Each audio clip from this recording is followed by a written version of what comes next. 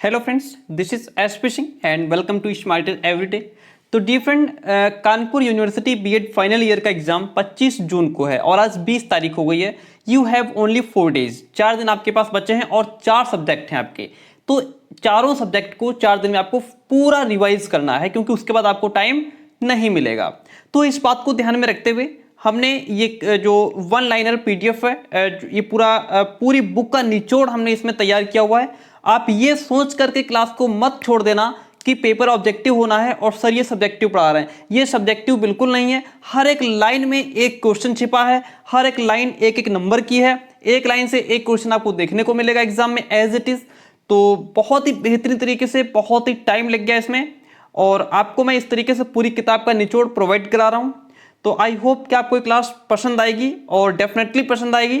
अगर पसंद आती है तो वीडियो को लाइक करके जाइएगा और क्लास में जो भी स्टूडेंट लास्ट तक बना रहता है डेफिनेटली 90% से ऊपर लेकर के ही आएगा। हर एक लाइन में एक क्वेश्चन है, हर लाइन में एक क्वेश्चन छिपा हुआ है। ठीक है, ऑब्जेक्टिव मैंने पीडीएफ इसलिए नहीं बनाई, उसमें एक लाइन लिखो फिर उसके 4 ऑप्शन लिखो फिर एक टिक करो, उसमें बहुत ज़्यादा टाइम वेस्ट होता है। लेकिन इसमें मैंने पूरी बुक का निचोड़ जहां जहां से क्वेश्चन जैसे जैसे पूछा जा सकता था वैसे पूरी पीडीएफ हमने कंप्लीट कर दी है। टाइम लगेगा, क्लास में लास्ट तक बने रहिएगा, लेकिन बहुत कुछ सीखने वाले हैं। पेपर आपका जो फर्स्ट है, development of education system in India and it's challenges, Bharat में शिक्षा व्यवस्था का विकास एवं इसकी चुनौतियों के नाम से है। और पहला क्वेश्चन आपके सामने, पहली लाइन आपके सामने है, वैदिक शिक्षा को वेदकालीन शिक्षा या प्राचीन भारतीय शिक्षा के नाम से जाना जाता है। किस शिक्षा को प्राचीन भारतीय शिक्षा के नाम से जाना जाता है? 4 ऑप्शन आपको दे देगा, आप उसमें वैदिक शिक्षा को टिक करके आएंगे। एक क्वेश्चन यहां से निकल करके आया, किस शिक्षा को प्राचीन भारतीय शिक्षा के नाम से जानते हैं? तो वैदिक शिक्षा को प्राचीन भारतीय शिक्षा के नाम से भी जानते हैं।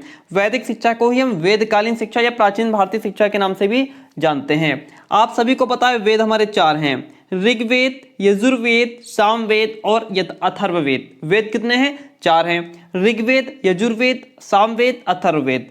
अब इसमें से जो आपका ऋग्वेद है, ऋग्वेद में जैसे क्वेश्चन पूछ लेगा किस वेद में देवताओं की स्तुति की गई है, तो ऋग्वेद में देवताओं की स्तुति की गई है। किस वेद में? ऋग्वेद में। ठीक है, इसका विषय वस्तु ज्ञान है। ऋग्वेद का विषय वस्तु क्या है? तो ऋग्वेद का विषय वस्तु ज्ञान है। ऋग्वेद के ज्ञाता कौन थे? ऋग्वेद के ज्ञाता अग्नि ऋषि थे। एक क्वेश्चन में, एक लाइन में 3-3 क्वेश्चन छिपा दिए हैं। ठीक है, ऋग्वेद के ज्ञाता कौन थे? अग्नि ऋषि थे। यजुर्वेद, इसमें यज्ञ का वर्णन है। किस वेद में यज्ञ का वर्णन है? यजुर्वेद में यज्ञ का वर्णन है। यजुर्वेद का विषय क्या है?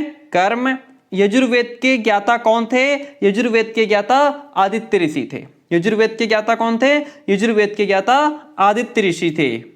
आगे बढ़ाते हैं। ये जो पीडीएफ है वो पेड स्टूडेंट्स को पहले ही पहुंचाई जा चुकी है। यजुर्वेद, सामवेद की बात करते हैं। इसमें गायन द्वारा देवताओं की अर्चना की गई है। किस वेद में गायन द्वारा देवताओं की अर्चना की गई है? सामवेद में गायन द्वारा देवताओं की अर्चना की गई है। इसका विषय उपासना है। किस वेद का विषय उपासना है? सामवेद का विषय उपासना है। सामवेद के ज्ञाता कौन थे? सामवेद के ज्ञाता वायु ऋषि थे। सामवेद के ज्ञाता कौन थे? वायु ऋषि थे। अथर्ववेद की बात करते हैं। इसका विषय आत्मज्ञान है। अथर्ववेद का विषय क्या है? अथर्ववेद का विषय आत्मज्ञान है। 3 ऑप्शन दूसरे दे देगा, एक आत्मज्ञान दे देगा, आपको आत्मज्ञान टिक करना है। अथर्ववेद के ज्ञाता अंगिरा ऋषि थे। अथर्ववेद के ज्ञाता कौन थे? अथर्ववेद के ज्ञाता अंगिरा ऋषि थे, है ना। सामवेद के ज्ञाता वायु ऋषि थे। यजुर्वेद के ज्ञाता आदित्य ऋषि थे। ऋग्वेद के ज्ञाता अग्नि ऋषि थे। ठीक है, इस तरीके से पॉइंट को याद कीजिए। ऋग्वेद के ज्ञाता अग्नि ऋषि थे, यजुर्वेद के ज्ञाता आदित्य ऋषि थे, सामवेद के ज्ञाता वायु ऋषि थे, अथर्ववेद के ज्ञाता अग्नि ऋषि थे। क्या ये सब आपको ऐसे इजी नोट्स में और कहीं देखने को मिल जाएगा? नहीं मिलेगा। इजी नोट्स को साइड में रख दीजिए। जो ये आज मैं पढ़ा रहा हूँ इसको बहुत ध्यान से 2-3 बार क्लास को देख लेना और इस क्लास को सेव कर लेना। जिस दिन एग्जाम हो मॉर्निंग में इसको जरूर देख करके जाना 100%। वेदों में ऋग्वेद को आदिवेद माना जाता है। वेदों में ऋग्वेद को क्या माना जाता है? आदिवेद। वेदों में किस वेद को आदिवेद माना जाता है? ऋग्वेद को आदिवेद माना जाता है। ऋग्वेद की रचना पद्य और गद्य में है। किस वेद की रचना पद्य और गद्य में है? ऋग्वेद की रचना पद्य और गद्य में है। वैदिक शिक्षा का प्रमुख उद्देश्य आध्यात्मिक विकास करना था। ये क्वेश्चन शायद पिछली बार रिपीट हुआ था, आया था। हो सकता है इस बार रिपीट हो। वैदिक शिक्षा का प्रमुख उद्देश्य क्या था? वैदिक शिक्षा का प्रमुख उद्देश्य आध्यात्मिक विकास करना था। वैदिक काल में शिक्षा का प्रारंभ बालक की 5 वर्ष की आयु से, कितने से? 5 वर्ष की आयु से कर दिया जाता था।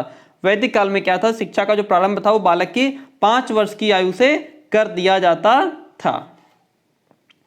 शिक्षा में संस्कृत भाषा को प्रमुख स्थान प्राप्त था। जो वैदिक कालीन शिक्षा थी उसमें संस्कृत भाषा को प्रमुख स्थान प्राप्त था। संस्कृत भाषा को ज्यादा यूज में लाया जाता था।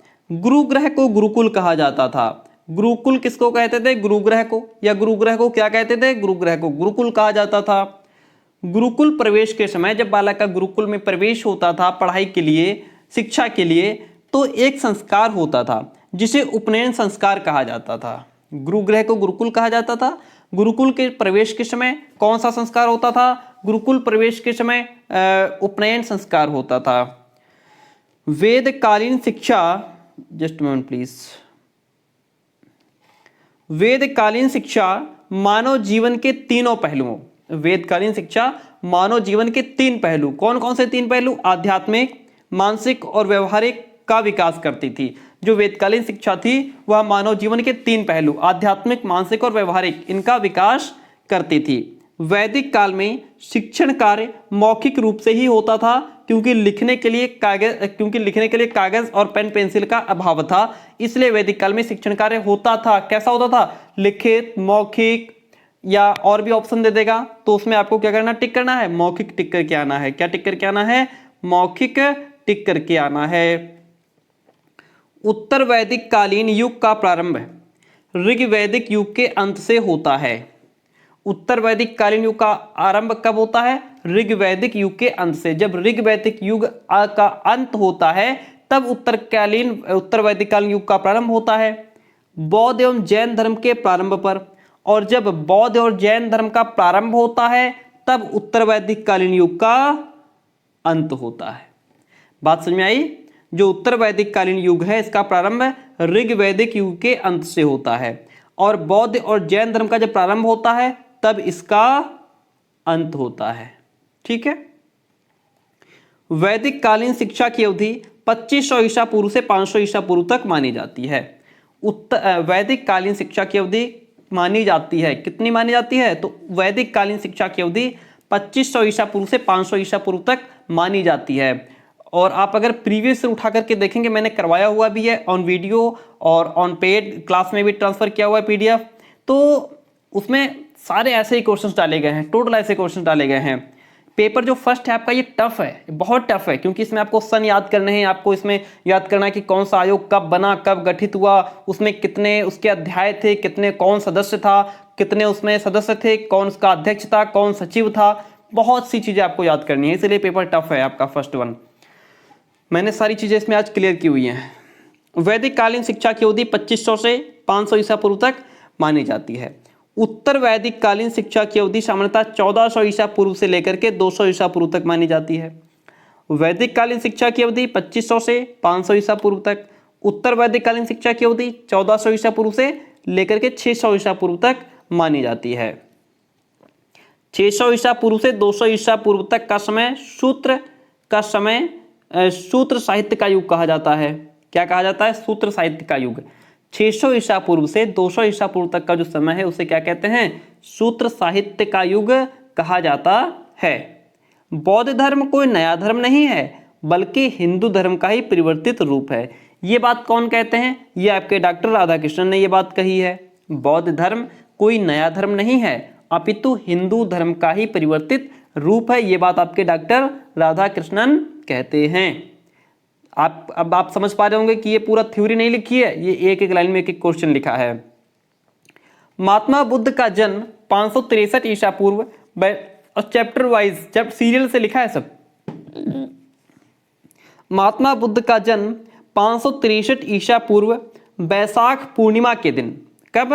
बैसाख पूर्णिमा के दिन कपिलवस्तु राज्य के लुम्बिनी नामक ग्राम में हुआ था। महात्मा बुद्ध का जन्म 563 ईसा पूर्व बैसाख पूर्णिमा के दिन कपिलवस्तु राज्य के लुम्बिनी नामक ग्राम में हुआ था।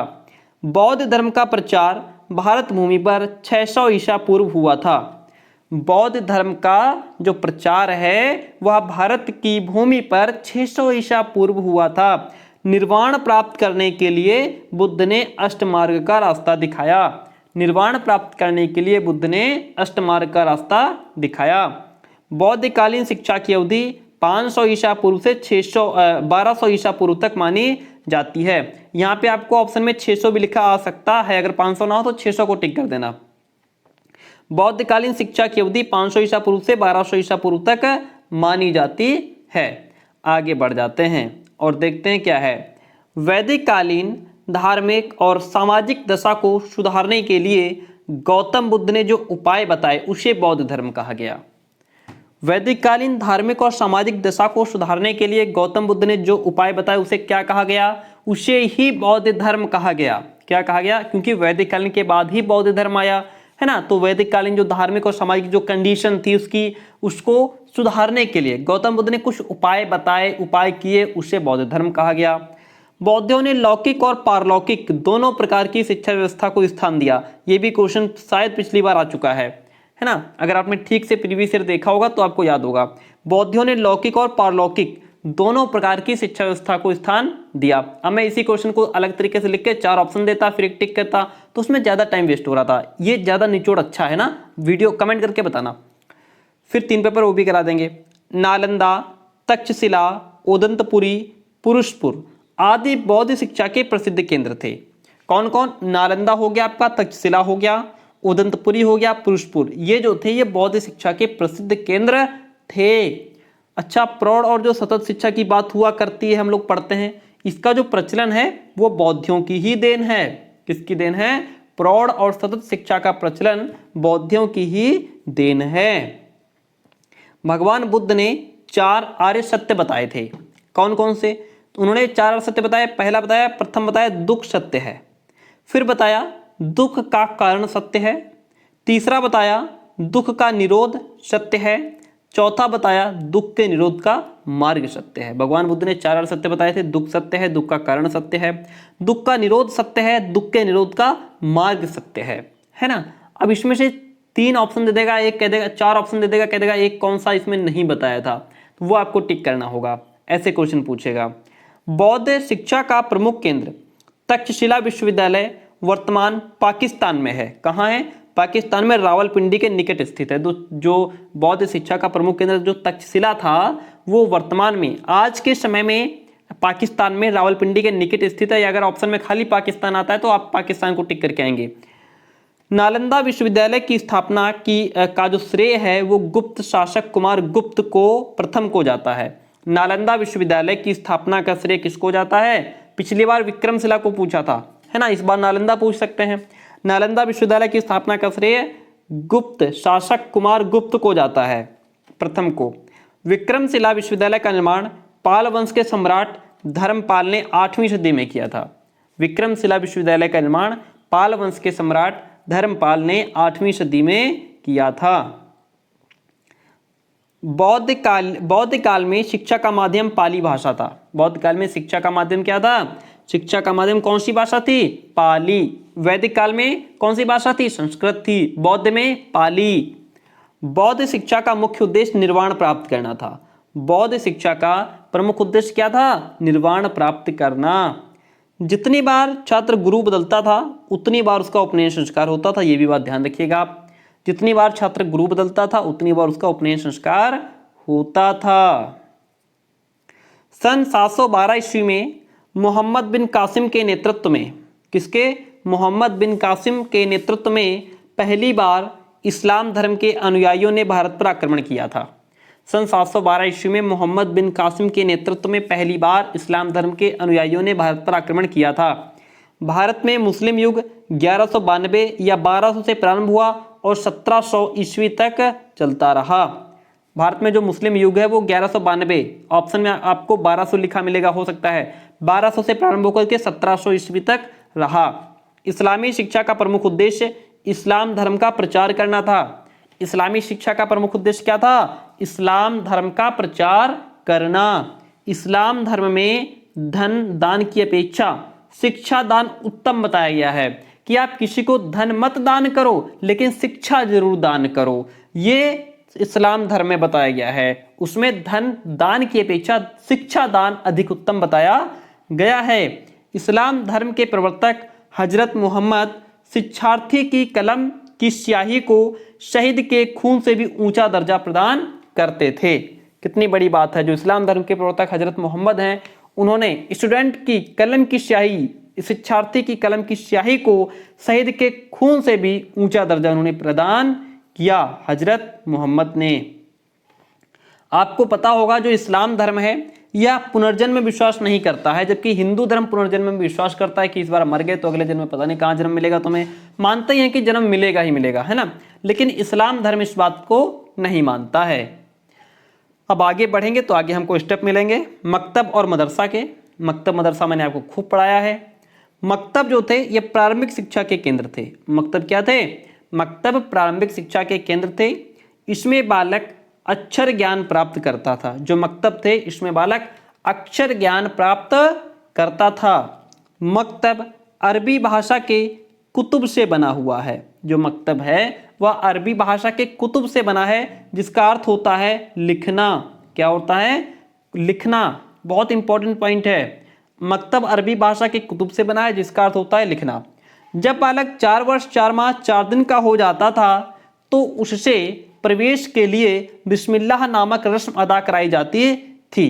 क्या होता था? जिससे कि उनको कुछ अंश दोहराए जाते थे। अगर बच्चा ऐसा नहीं कर पाता तो फिर बिस्मिल्लाह शब्द का ही उच्चारण करवा लिया जाता था और फिर उसे प्रवेश दे दिया जाता था। तो बिस्मिल्लाह नामक रस्म अदा करने का सही समय क्या था? 4 वर्ष 4 माह 4 दिन का सही समय था। ये तो मकतब हो गए जो कि प्रारंभिक शिक्षा के केंद्र थे। मदरसा जो थे ये उच्च शिक्षा के केंद्र थे, जैसे कि आज के डिग्री कॉलेज, है ना। मध्यकाल में उच्च शिक्षा का माध्यम फारसी भाषा था। आपको याद हो गया, वैदिक काल में क्या था? संस्कृत था। बौद्ध में आए तो पाली हो गया और मध्यकाल में फारसी था। ठीक है, क्या था? फारसी। चलिए अब बात करते हैं मैकाले मिनट की। मैकाले मिनट 2 फरवरी 1835 को लिखा गया। मैकाले मिनट कब लिखा गया?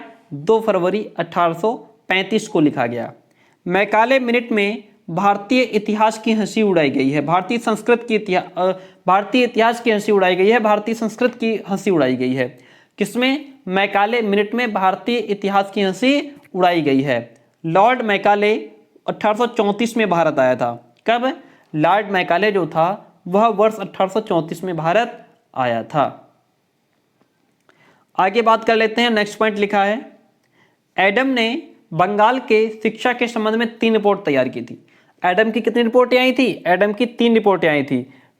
ठीक है, पहली रिपोर्ट 1 जुलाई 1835 को आई थी। दूसरी 23 दिसंबर 1836 को आई थी। तीसरी 1838 में आई थी। एडम ने बंगाल के शिक्षा के संबंध। अच्छा, ये जो रिपोर्टें थी किसके संबंध में थी? क्वेश्चन बन गया एक, एडम की रिपोर्ट किस शिक्षा के संबंध में थी? तो बंगाल की शिक्षा के संबंध में थी, है ना। और पहली रिपोर्ट, क्वेश्चन यहां से बनेगा, एडम की पहली रिपोर्ट कब आई थी? 1835, 36, 37, 38। आप 1835 को टिक कर कहेंगे। अगर यहाँ पे सन दिया है, ये डेट दी है, तो ये भी आप याद रखिएगा, है ना। दूसरी रिपोर्ट 23 दिसंबर को आई थी और तीसरी रिपोर्ट उन्होंने कब प्रस्तुत की? 1838 को। आगे बात करते हैं, मुर्शिदाबाद की शिक्षा का विवरण तीसरी रिपोर्ट में है। मुर्शिदाबाद की शिक्षा का विवरण एडम की कौन सी रिपोर्ट में है? मुर्शिदाबाद की शिक्षा का विवरण एडम की तीसरी रिपोर्ट में है। कौन सी रिपोर्ट में है? तीसरी रिपोर्ट में है।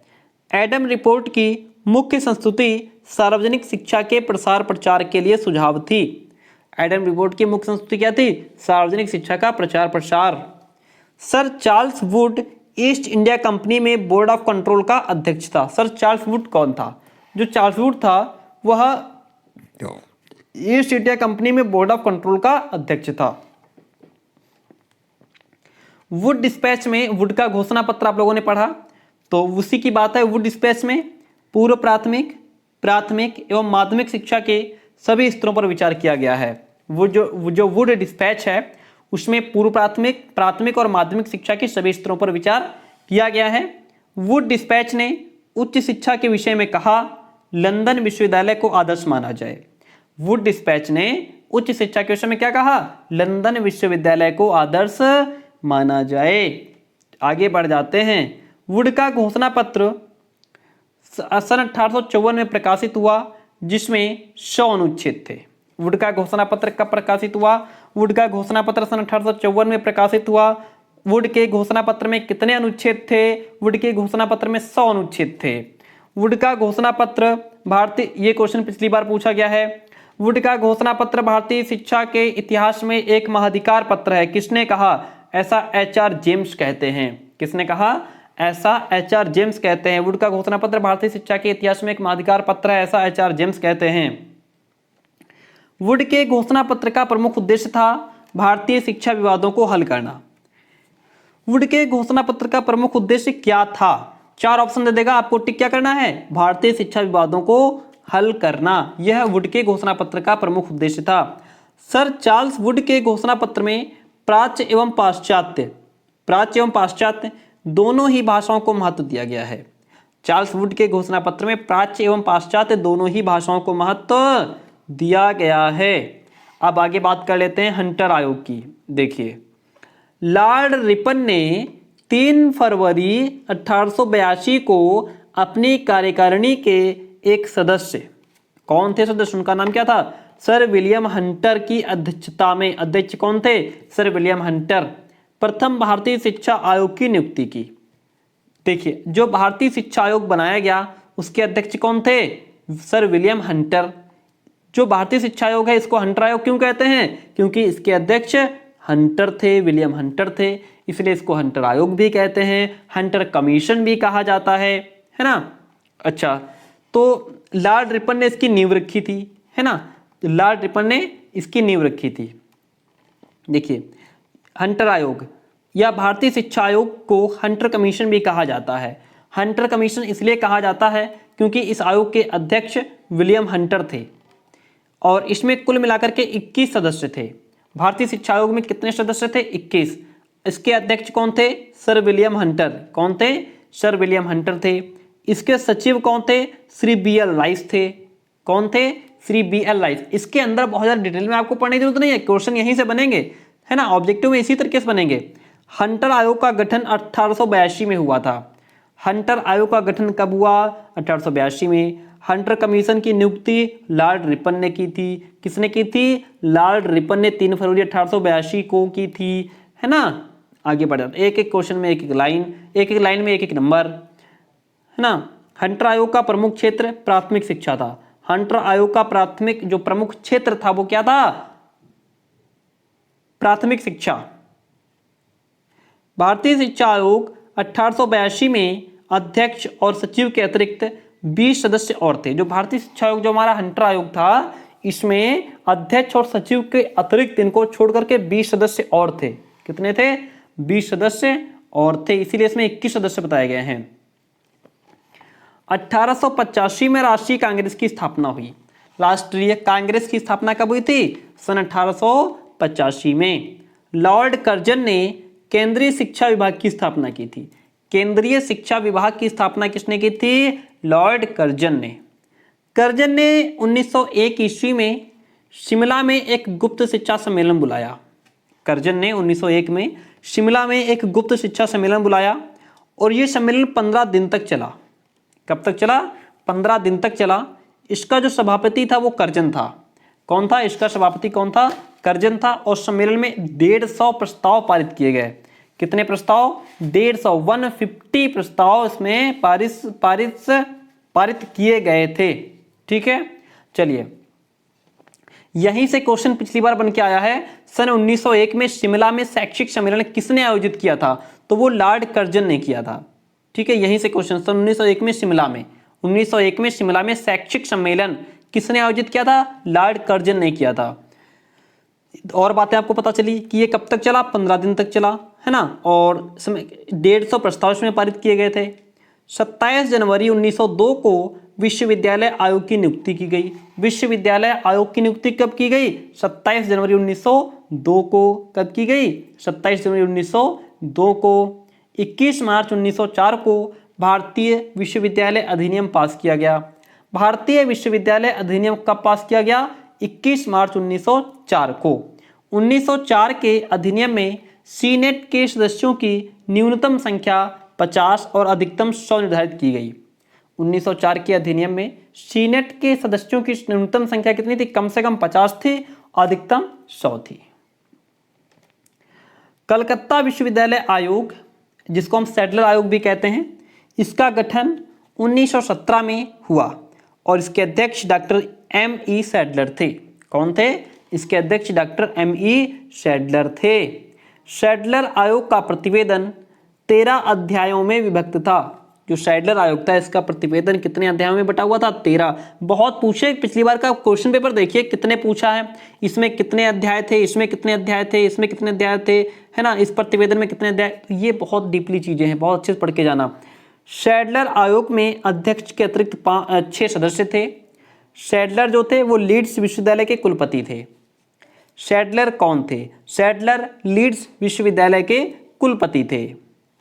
1927 को ब्रिटिश लोकसभा ने भारतीय राष्ट्रीय आंदोलन से प्रभावित होकर के साइमन आयोग की नियुक्ति की थी। 1927 को ब्रिटिश लोकसभा ने भारतीय राष्ट्रीय आंदोलन से प्रभावित होकर के साइमन आयोग की नियुक्ति की थी। सैडलर आयोग के बाद हर्टाग शिक्षा समिति की नियुक्ति हुई। हर्टाग शिक्षा समिति की नियुक्ति कब हुई? सैडलर आयोग के बाद। हर्टाग समिति ने सितंबर 1929 में अपना प्रतिवेदन प्रस्तुत किया। हर्टाग समिति ने अपना प्रतिवेदन कब प्रस्तुत किया था? सितंबर 1929 में। इस प्रतिवेदन में भारतीय शिक्षा के सभी पहलुओं पर विचार किया गया। ये जो प्रतिवेदन था इसमें भारतीय शिक्षा के सभी पहलुओं पर विचार किया गया था। आगे बढ़ जाते हैं। वर्धा शिक्षा योजना को ही बेसिक, अब हम लोग कहाँ पहुंच गए हैं? गांधी जी की शिक्षा, वो जो चैप्टर है वर्धा शिक्षा योजना वाला, वहां पे। वर्धा शिक्षा योजना को ही बेसिक शिक्षा या बुनियादी तालीम कहा गया है। वर्धा शिक्षा योजना को अन्य किस नाम से जानते हैं? बेसिक शिक्षा के नाम से भी जानते हैं, बुनियादी तालीम भी कहते हैं। या तो अगर क्वेश्चन यहां से बन गया बुनियादी तालीम किसको कहते हैं? वर्धा शिक्षा योजना, बेसिक शिक्षा, अगर आपने नहीं पढ़ा है तो अब आप कैसे दिमाग लगाएंगे? बुनियादी तालीम, है ना, ये थोड़ा अलग वर्ड हो जाएगा, तो यहीं से आप दिमाग लगाइए। वर्धा शिक्षा योजना को ही बेसिक शिक्षा या बुनियादी तालीम कहा गया है। इसके प्रवर्तक कौन थे? बुनियादी तालीम के प्रवर्तक कौन थे? महात्मा गांधी। बुनियादी तालीम के प्रवर्तक कौन थे? महात्मा गांधी। वर्धा शिक्षा योजना के प्रवर्तक कौन थे? महात्मा गांधी। बेसिक शिक्षा के प्रवर्तक कौन थे? महात्मा गांधी। यह शिक्षा योजना राष्ट्रपिता महात्मा गांधी के सिद्धांतों पर आधारित थी। जो वर्धा शिक्षा योजना है यह महात्मा गांधी के सिद्धांतों पर आधारित थी। बेसिक शिक्षा को गांधी जी देश के लिए अपनी एक प्रमुख भेंट मानते थे। ये जो वर्धा शिक्षा योजना जिसके प्रवर्तक महात्मा गांधी थे, गांधी जी समझते थे कि यह मैंने देश को एक बहुत बड़ी भेंट प्रदान की है। जाकिर हुसैन समिति ने बेसिक शिक्षा का प्रतिवेदन 1938 में प्रस्तुत किया था। जाकिर हुसैन समिति ने बेसिक शिक्षा का प्रतिवेदन कब प्रस्तुत किया था? 1938 में। जो बुनियादी शिक्षा थी, ये बुनियादी शिक्षा में शिक्षा का माध्यम मातृभाषा था। गांधी जी का कहना था कि बच्चा जो उसकी मातृभाषा है उसी भाषा में उसको सिखाइए, क्योंकि बालक अपनी मातृभाषा में जल्दी चीज़ों को सीख पाता है। स्वतंत्रता हमारा जन्मसिद्ध अधिकार है, ऐसा लोकमान्य बाल गंगाधर तिलक कहते हैं। कौन कहते हैं? स्वतंत्रता हमारा जन्मसिद्ध अधिकार है, ऐसा लोकमान्य बाल गंगाधर तिलक कहते हैं। शिक्षा हमारा जन्मसिद्ध अधिकार है, ऐसा पेस्टोलॉजी कहते हैं। कौन कहते हैं? पेस्टोलॉजी कहते हैं शिक्षा हमारा जन्मसिद्ध अधिकार है। सार्जेंट रिपोर्ट पे आ गए हैं। सार्जेंट शिक्षा योजना का प्रतिवेदन 1944 में प्रस्तुत किया गया था।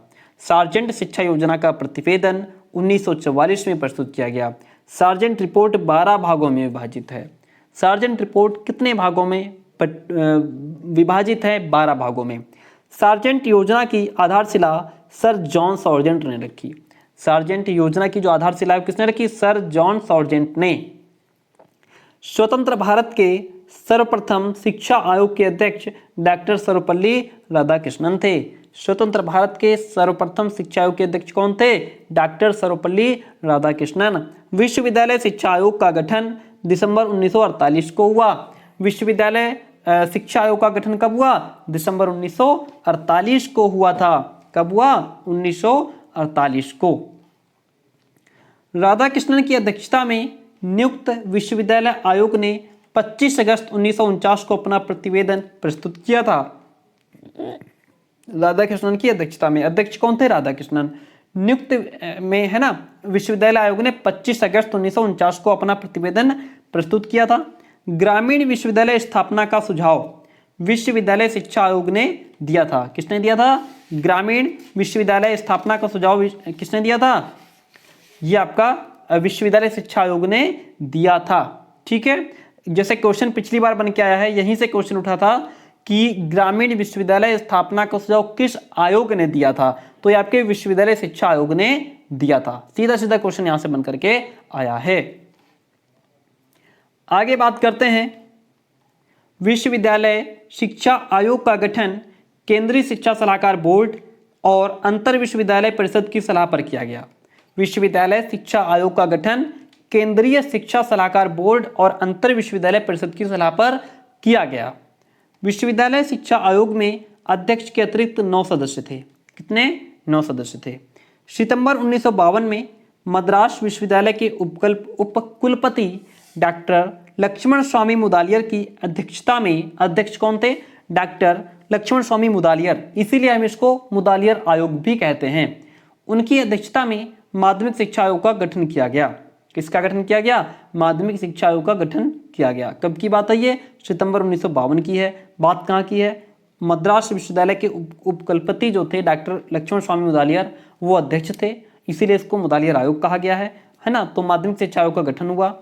आयोग ने 15 अध्यायों में विभक्त 244 पृष्ठों की अपनी रिपोर्ट 29 अगस्त 1953 को सरकार के समक्ष प्रस्तुत की थी। 15 अध्याय थे, 244 पृष्ठ थे, पन्ने थे, और उन्होंने अपनी रिपोर्ट 29 अगस्त 1953 को सरकार के समक्ष क्या किया? प्रस्तुत किया। आगे बात करते हैं, बढ़ते हैं। भारत सरकार ने 14 जुलाई 1964 को एक प्रस्ताव पास किया और उसके अनुसार डॉक्टर दौलत सिंह कोठारी की अध्यक्षता में एक आयोग का गठन किया गया। क्या? भारत सरकार ने 14 जुलाई 1964 को एक प्रस्ताव पास किया और उसके अकॉर्डिंग डॉक्टर दौलत सिंह कोठारी उसके अध्यक्ष थे। एक शिक्षा आयोग का गठन हुआ। इस आयोग में अध्यक्ष के अतिरिक्त 16 और सदस्य थे। श्री जेपी नायक इसके सचिव बने। आयोग ने 2 अक्टूबर 1964 को कार्य प्रारंभ किया। आयोग ने अपने अध्ययन के लिए 12 कार्यटोलियां बनाई। यहाँ से कितने क्वेश्चन कंप्लीट हुए आपके? आयोग के अध्यक्ष कौन थे? डॉक्टर दौलत सिंह कोठारी, है ना। अध्यक्ष के अतिरिक्त इसमें कितने सदस्य थे? 16। इसके सचिव कौन थे? श्री जेपी नायक। आयोग ने 2 अक्टूबर 1964 को कार्य प्रारंभ किया था। आयोग ने अपने अध्ययन के लिए 12 कार्यटोलियां बनाई थी। कितनी टोलियां बनाई थी? 12। आयोग ने 29 जून 1966 को अपना प्रतिवेदन भारत सरकार को प्रस्तुत कर दिया। इसमें कुल 23 संस्तुतियां थी। 29 जून 1964 को अपना प्रतिवेदन भारत सरकार को प्रस्तुत कर दिया। इसमें कुल 23 संस्तुतियां थी। मुदालियर आयोग ने सर्वप्रथम प्राथमिक शिक्षा का विकेंद्रीकरण किया। किस आयोग ने सर्वप्रथम शिक्षा का विकेंद्रीकरण किया? कौन? मुदालियर आयोग ने। ठीक है, चलिए आगे बात करते हैं। संशोधित राष्ट्रीय शिक्षा नीति 1992 के अध्यक्ष कौन थे? जनार्दन रेड्डी।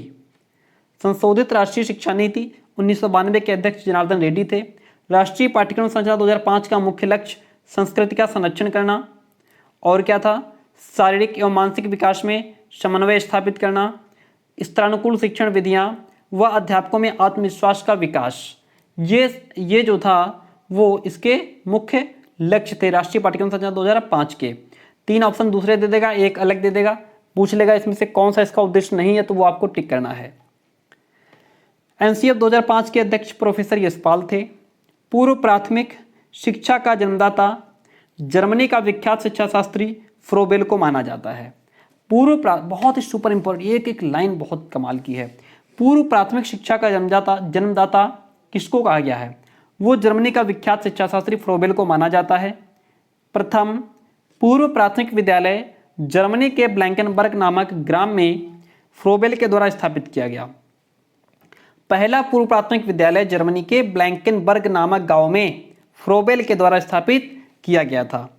वर्तमान में, आज के समय में, प्रेजेंट टाइम में भारत में 5 प्रकार के पूर्व प्राथमिक स्कूल हैं।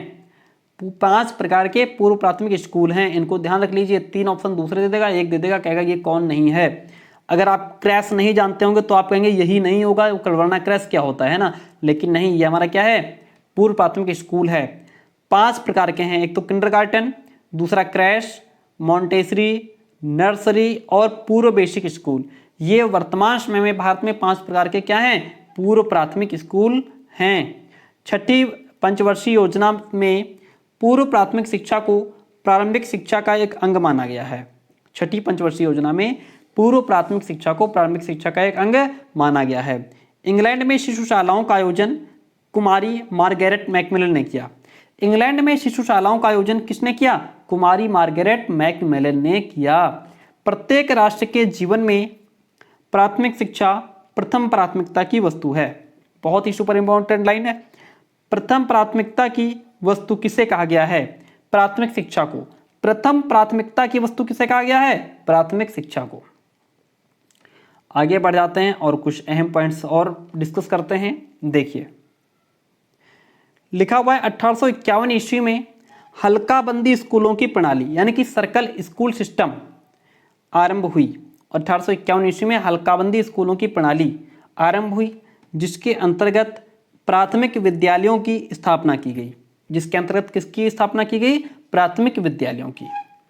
अपव्यय और अवरोधन की समस्या प्राथमिक शिक्षा से संबंधित है। सीधा सीधा क्वेश्चन आया था, इसमें क्वेश्चन आया था पिछली बार कि अपव्यय और अवरोधन की समस्या किससे संबंधित है? अपव्यय और अवरोधन की समस्या किससे संबंधित है? प्राथमिक शिक्षा से। किससे संबंधित है? प्राथमिक शिक्षा से। माध्यमिक शिक्षा हमारी शिक्षा की सबसे कमजोर कड़ी है। ये बात डॉक्टर राधाकृष्णन कहते हैं। माध्यमिक शिक्षा हमारे शिक्षा की सबसे कमजोर कड़ी है, ये बात डॉक्टर राधाकृष्णन कहते हैं। उच्च शिक्षण संस्थाओं में राष्ट्रीय सेवा योजना की शुरुआत 24 सितंबर 1969 में की गई। उच्च शिक्षण संस्थाओं में राष्ट्रीय सेवा योजना की शुरुआत कब की गई? 24 सितंबर 1969 में की गई थी। National curriculum framework for quality teacher education 2009 में प्रकाशित हुई। National curriculum framework for quality teacher education कब प्रकाशित हुई? 2009 में। भारत में मुस्लिम काल को शैक्षणिक अंधकार का युग माना जाता है। इसी से संबंधित क्वेश्चन पूछा गया था कि जो है अंधकार का युग किसे माना जाता है? तो इस्लामी शिक्षा को, ऐसा करके क्वेश्चन था। और चलिए, अगर मिलता है तो मैं बताऊंगा आपको, याद आता है तो। हाँ, क्वेश्चन आया था कि मध्यकालीन शिक्षा को शैक्षिक विकास की दृष्टिकोण से क्या कहा जाता है? तो उसको अंधकार युग कहा जाता है। ठीक है, यहाँ पे लाइन लिखी है, भारत में मुस्लिम काल को शैक्षणिक अंधकार का युग माना जाता है। साक्षरता स्वयं में कोई शिक्षा नहीं है, ऐसा गांधी जी कहते हैं। ये लाइन किसने कही है? गांधी जी। प्रौढ़ शिक्षा का शाब्दिक अर्थ क्या है? प्रौढ़ या वयस्क की शिक्षा। राष्ट्रीय साक्षरता मिशन की शुरुआत 1988 में हुई थी। राष्ट्रीय साक्षरता मिशन की शुरुआत 1988 में हुई। दूरस्थ शिक्षा अनौपचारिक शिक्षा की आधुनिक प्रणाली है। दूरस्थ शिक्षा क्या है? दूरस्थ शिक्षा अनौपचारिक शिक्षा की आधुनिक प्रणाली है। दूरस्थ शिक्षा शब्द का प्रयोग सन 1982 से शुरू हुआ। दूरस्थ शिक्षा शब्द का प्रयोग सन 1982 से शुरू हुआ। 1959 से दूरदर्शन का प्रयोग शैक्षिक उद्देश्यों के लिए किया गया। कब से दूरदर्शन का प्रयोग शैक्षिक उद्देश्यों के लिए किया गया? 1959 से दूरदर्शन का प्रयोग शैक्षिक उद्देश्यों के लिए किया गया। माध्यमिक स्तर पर पत्राचार कार्यक्रम 1965 से प्रारंभ किया गया। माध्यमिक स्तर पर पत्राचार कार्यक्रम 1965 से प्रारंभ किया गया। प्रथम मुक्त विद्यालय नई दिल्ली में 1980 में स्थापित किया गया। कब किया गया? 1980 में स्थापित किया गया।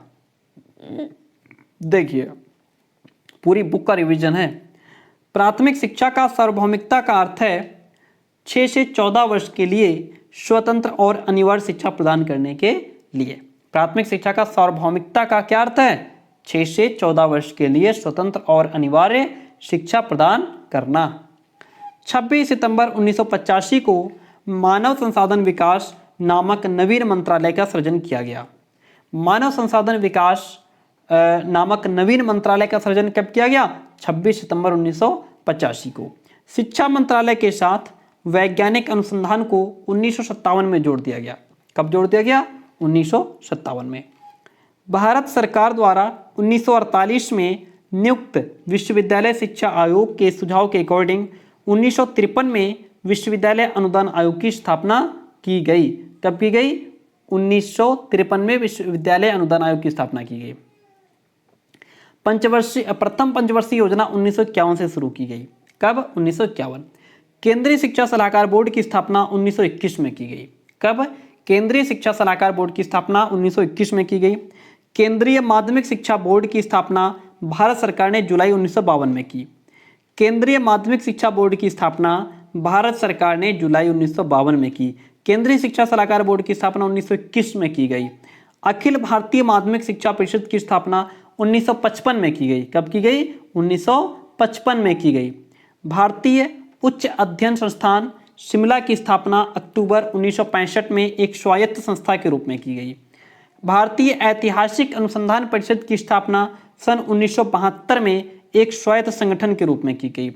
भारतीय सामाजिक विज्ञान अनुसंधान परिषद की स्थापना 1969 में की गई।